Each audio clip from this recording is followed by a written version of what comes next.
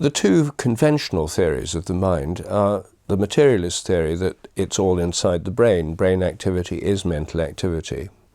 The dualist theory, which has been around for hundreds of years, says the mind and the brain are totally different things. The mind is completely non-physical, immaterial, and not in space and time at all.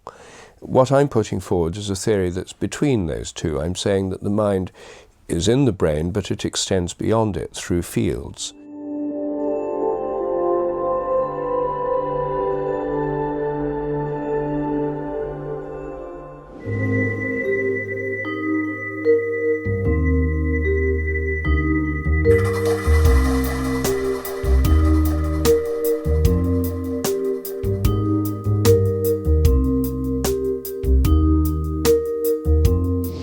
Dr. Sheldrake, we're here in your home in North London.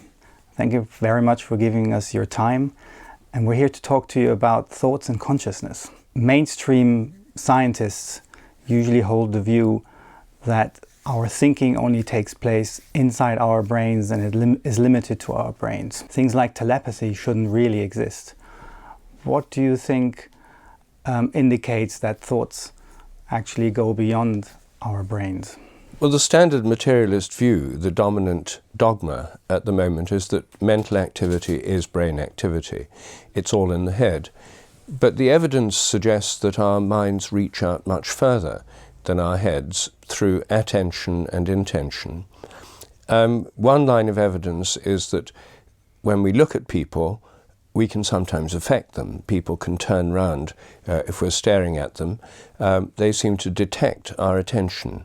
The vast majority of people have had this experience. They've felt when they're being looked at, and they've made other people turn round by looking at them. That's the effect of attention. The effect of intention is also detectable by people from far away. If we think about somebody, we want to call them on the telephone, and then we call them. Quite often, people feel our intention before we make the call. They start thinking about us, and when we make the call, they say, "That's funny, I was just thinking about you." Now, I've done a lot of experiments that show the sense of being stared at is real. The telephone telepathy is not just a coincidence, it's not just random chance, it's a real phenomenon. And these phenomena, which are extremely common, almost everyone's experienced them, show that our minds are in fact extended beyond our brains. Can you tell us about some of the most important experiments you've done and the results you've got? In research on telephone telepathy, what we do is experiments in which the subject has a number of callers. Minimum number is 2. We've mainly done these experiments with 4 callers. They choose 4 people that they know well, usually friends or family members. They sit being filmed in a room with a landline telephone with no caller ID display. We pick one of the 4 callers at random and ask them to call the subject. The phone rings. They know it's one of these 4 people, but they have to guess who it is before they pick it up. So they may say, "I think it's Timothy." They pick it up, say, "Hello, Timothy." They're right or they're wrong. By chance, they'd be right about 1 time in 4, 25% of the time. In fact, in hundreds of these trials, the score rate is about 45%. It's a very significant effect. Some people are better at this than others, but even when we have mass experiments with mass participation, including people who aren't very good at it, we're getting very significantly above chance scores. And you've widened this and included things like emails and text messages in your experiments. The same phenomenon happens with emails, with text messages, and with messages sent on the internet. With text messages, we've done experiments where people have to guess who's just sent them a text message, and again the results come out above the chance level. With emails, we've done the same experiment. You have 4 people who could send you an email. At a particular time, one of these 4 people, randomly chosen, sends you an email, and you have to guess who's writing you an email at that time. And you send an email with your guess on it, and we know that you've made the guess before you've received the email because everything is timed precisely on computers. So people can also guess who's sending them emails or who's sending them text messages above chance. It's the same phenomenon really as telephone telepathy. You pick up somebody's intention to get in touch with you. And are these just a few people, or how many trials have you done with these experiments? Well, we've tested hundreds of people in these trials, and we've done at least 6 trials with each person. And the range of abilities is like any other human ability. Some people are better at it than others. Some people have a better sense of smell, other people have better hearing, some people are more sensitive telepathically than others. But on average, people score above chance. And I think these are very widespread abilities in the population. They're one of the phenomena that I call the mysteries of everyday life. They're things that happen commonly to most people, and they're telling us something important about the nature of our minds. And it's not just people, there's also animals, because you've done a lot of work with animals as well. These abilities, the sense of being stared at and telepathy, which show the mind's extended beyond the brain, aren't confined to people. They apply to animals as well. Many animals can tell when they're being watched. We've interviewed hunters and wildlife photographers who watch wild animals from a distance when the people are hidden. The animals can't see them, they can't smell them, and yet the animals seem to sense their presence. This is a common observation among hunters and wildlife photographers. I think in nature this would play a very useful role in predator-prey relationships. A prey animal that could tell when a predator was watching it would have a better chance of escaping than one that couldn't tell. And in relation to telepathy, animals also seem to be able to pick up intentions. I've done a lot of experiments with domestic animals like dogs and cats. One of the commonest phenomena there is dogs that know when their owners are coming home. The dog goes and waits by a door or a window when a person's on the way home. Sometimes 10 minutes, 15 minutes before they come home, when they're still several kilometers away.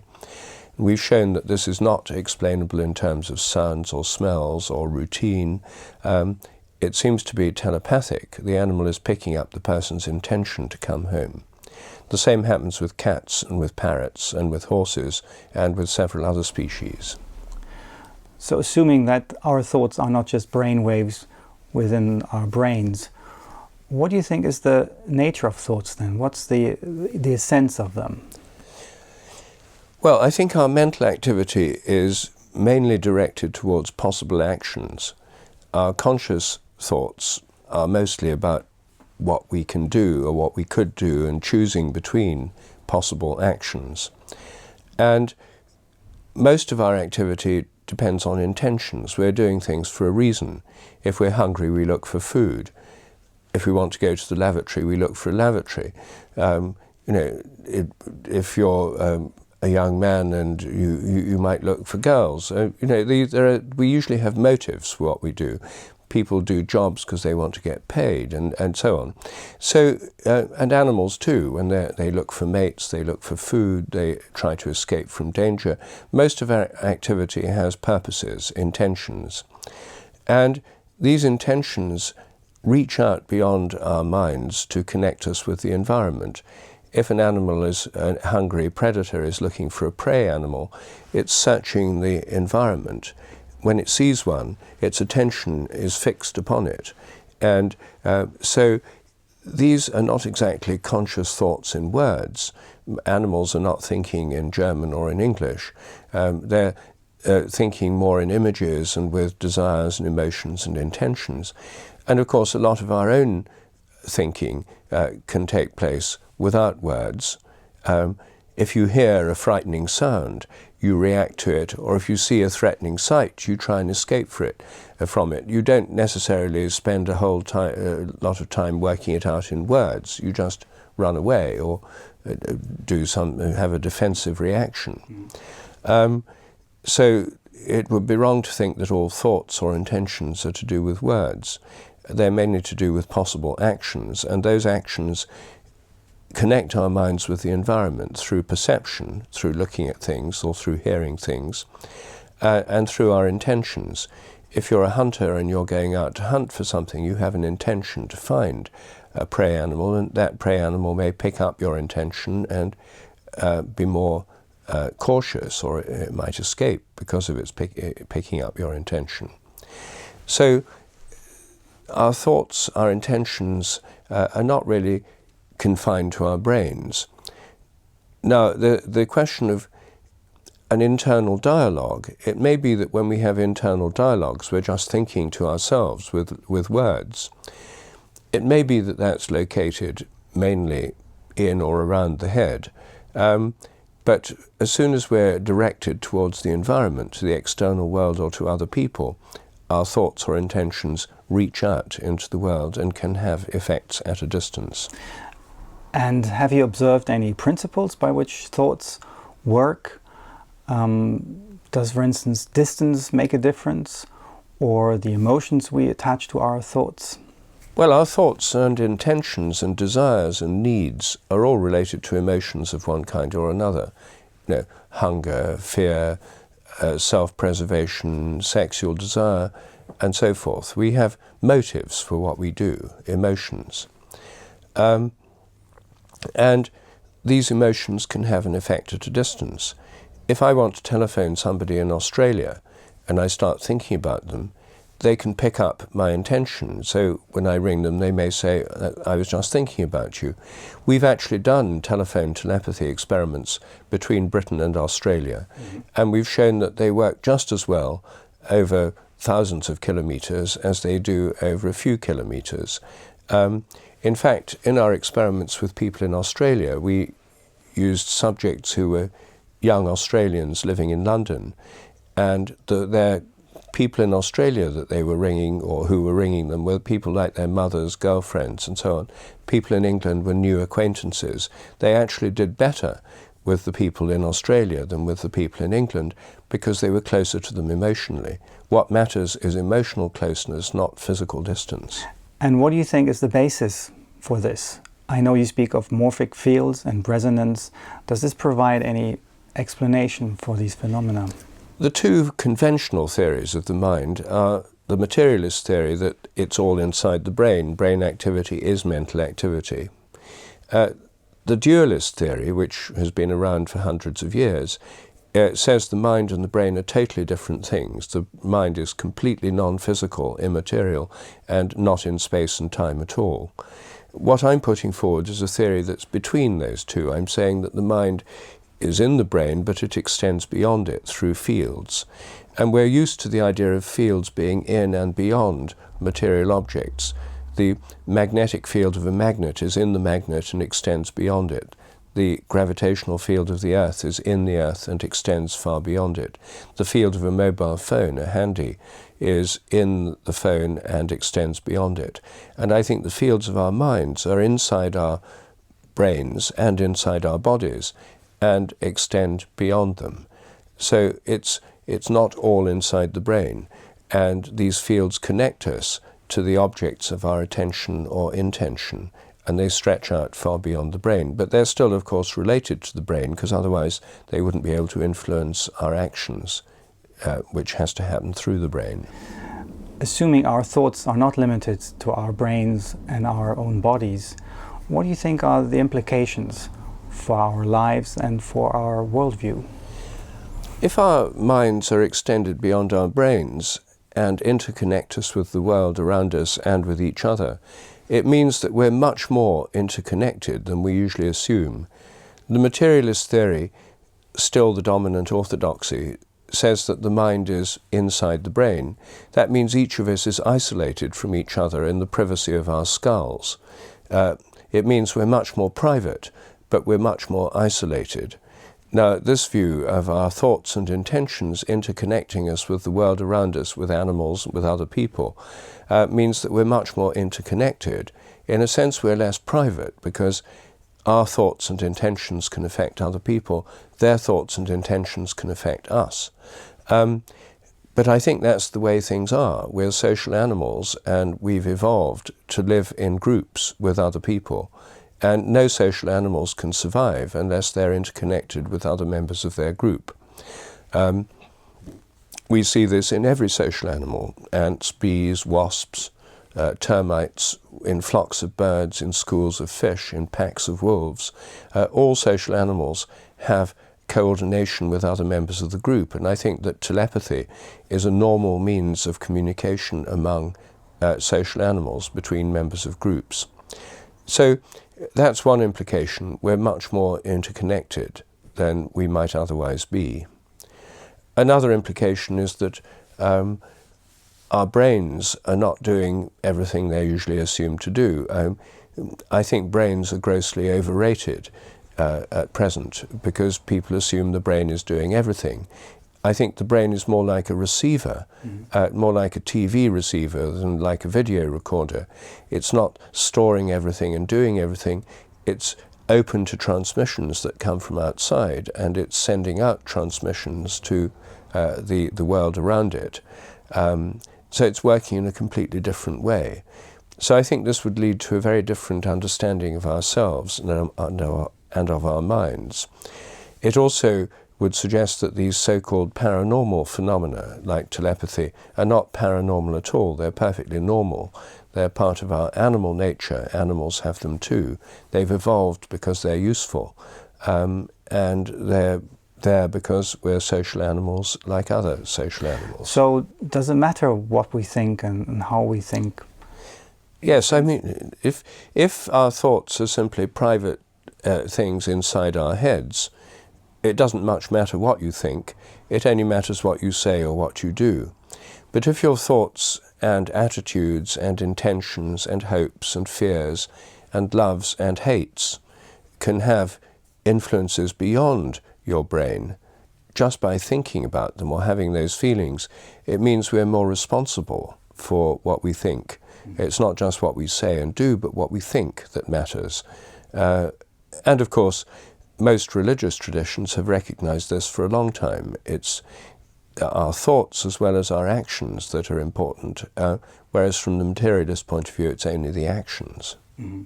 You've written The Science Delusion. Can you tell us a little bit about the content? Yes. Well, the Science Delusion is about the science delusion itself, which is the belief that science already understands the nature of reality in principle, leaving only the details to be filled in. That's a belief of many people in the modern world, and I think it's a terrible delusion. I think science understands very little about the nature of reality. It certainly understands something, and our modern technologies are proof that it's very powerful. Television, computers, mobile phones and so forth. They're all proofs and many of the triumphs of modern medicine that our scientific understanding is helpful and important. But the idea that we understand almost everything is, I think, completely illusory. The thing we understand least are our own minds and our own consciousness. And what I show in The Science Delusion is that present-day science is based on a belief system, the materialist belief system, which has 10 basic dogmas, assumptions, which are simply taken for granted. In the book, I turn each of these dogmas into a question and examine it scientifically to see whether this question, whether this dogma is in fact supported by science, reason, and evidence. And in all 10 cases, it turns out that they're rather unscientific assumptions. I want science to be more scientific, not less, but being more scientific means taking a scientific look at the assumptions or dogmas of science, not taking them for granted. For example, the dogmas include nature is mechanical or machine-like. In other words, it's more like a machine than an organism. I think it's actually more like an organism than a machine. Matter is unconscious. That's another dogma. So that becomes the question, is matter unconscious? And it opens up the question of some kind of mental activity in many kinds of material organization, not just in brains. There's the dogma, the laws of nature are fixed. It becomes the question, are the laws of nature fixed? Nature has no purposes. It becomes the question, is nature purposeless? And so on. So in this book, I question the dogmas of science, and I show that science would be better off, more scientific, more exciting, and much more fun if we let go of this belief system that's dominated it for more than a century. I was fascinated to read how this materialistic view dominates almost every field of society. And particularly for me as a doctor, I often find that medicine is very much dominated by the materialistic view of the world. Yes, I mean, this materialistic framework of thought dominates everything in the modern world. It dominates the educational system, government, business, the civil service, the professions, and, of course, medicine. They're all based on this view of the world. And most people don't question it because they say, well, it must be right because it's so successful. Modern medicine in many ways is very successful. Keyhole surgery, antibiotics. There are many obvious triumphs of modern medicine. And so people don't question it for that reason, I think. But when you do question it, you see that we could have a much better kind of science and a much better kind of medicine that's more integrative and more inclusive. It doesn't mean we lose the advantages of modern medicine or modern science. They'll still be there. But we can have a much more expanded view of things. And my own belief is that if we have a more integrative medical system that takes into account what are now called complementary and alternative therapies, as well as much more preventive medicine, we could have a much cheaper medical system. And of course, everywhere in the world that's very necessary because it's becoming impossibly expensive. So I think that the change in medicine will be driven by economics as much as by anything. But I think there are very good intellectual and scientific reasons for thinking we need to expand the kind of medicine we have instead of keeping it within narrow materialist limits. Mm-hmm. One of the things you mentioned is the placebo effect, which is quite astonishing if you think about it. Well, I think the placebo effect is very clear evidence that the power of the mind is very important in healing, in cures. For a long time, conventional doctors treated the placebo effect as a nuisance. It got in the way of clinical trials. It was just a kind of nuisance you had to take into account. But I think the attitudes towards it are shifting. We now realize that the placebo effect is a very important part of the healing process in conventional medicine as well as unconventional medicine. Doctors used to say, we have real medicine with real medicines, whereas alternative and complementary practitioners, they're quacks. And if they get people better, that's just because of the placebo effect. But we now know that the placebo effect is going on everywhere all the time. It's a major problem in drug trials because many modern drugs like Prozac, in fact, aren't much better than placebos. In fact, it is no better than a placebo if you take all the trials into account. Mm-hmm. So I think we need to take into account people's beliefs, attitudes, and social support networks, because there's now a lot of evidence that people's getting better from diseases depends not just on medicines, but on their belief, on their attitude, on their spiritual practices, on their social networks, and even on factors like whether they keep a dog or cat. People with dogs or cats get better from heart attacks more effectively and quicker than people without dogs and cats. There's been many studies that show so many other factors at work. It's not just a disease, a pill that's a magic bullet and the cure of the disease. There's so many other factors which I'm sure every doctor knows, but the medical education tends to minimize these and put the maximum emphasis on chemistry and physics, drugs and surgery. What are you working at the moment, and what are the kind of questions you're trying to solve? Oh, well, I'm continuing with my research on telephone telepathy, and I'm working on the development of apps which will enable some of these tests for psychic abilities like telepathy to be carried out on mobile phones and just as part of ordinary life using modern technologies. And I feel that by making these things much more widely accessible, millions of people could potentially participate in this research and also learn something about their own abilities. I think that's probably a better way to go than just doing it through schools and textbooks and so on. If it happens in the real world through apps and modern technologies, this will be help to shift people's awareness of the nature of the mind and the power of the mind. I'm also continuing my research on the extended mind, and I continue my research on morphic resonance, the memory in nature. We now have some very exciting new experiments on morphic resonance going on in laboratories here in England. And I'm very hopeful that these fields of science will open up as the taboos that keep the materialist position in its completely dominant position, as those taboos weaken. All sorts of new scientific possibilities become open to us. And that's really what I'm engaged in, as well as in discussions with funding agencies, including private funding agencies, to see how innovative science can be supported financially. At the moment, it doesn't get much support, but that could change. And I myself think that the field of scientific research could become much more exciting in the next 10 years or so as new possibilities open up.